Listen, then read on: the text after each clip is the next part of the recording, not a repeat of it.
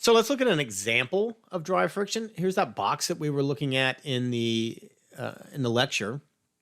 We put some numbers on it. Let's calculate it. So this box of weight 100 pounds, what force P must be applied to cause movement? Assume mu s equals zero point 0.4 for the box on the ground. And then the follow-up question is, what is the max H allowed if the box is to be pushed, not tipped over? Okay. So I think what we're going to do here really is we're going to say, okay, let's find the force P that has to be applied to cause it to slide, and then say what maximum height that force can be applied at and keep it sliding as opposed to tipping over.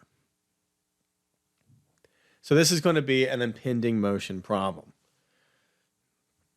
We're going to determine the P needed to cause sliding of the box.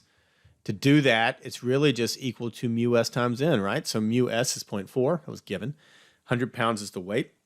So we have P is equal to F max is equal to 40 pounds. It's just sum of forces in the X equal to 0. Tells me that P needs to be 40 pounds. That's the impending motion. If you go just above that, motion starts. So that's right at the cusp of motion. So now we can say, what's the max height allowed for that 40-pound force such that sliding occurs and tipping does not? So we know our push needs to be greater than 40 pounds to start that sliding to happen. Once we get the box started, the friction force drops, the kinetic friction. So let's say we push right at 40 pounds. For summing moments, a couple of points would work, but let's sum about the bottom right corner of the box, assuming n is at the corner, okay? So, because what we're doing here is we're saying that tipping is impending, right? So n is going to be right here at the corner. The whole box is about to lift up and fall over. So we're summing moments about that point. We're right there at the bottom right corner.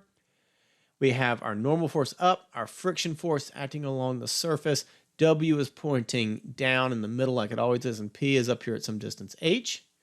So then we can sum moments about that point. We have 100 pounds times 2 feet, which is the weight.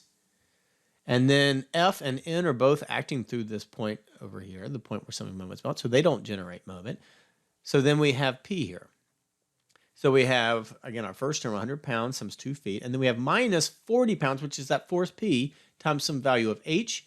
If we are pushing with 40 pounds, the maximum height is 5 feet.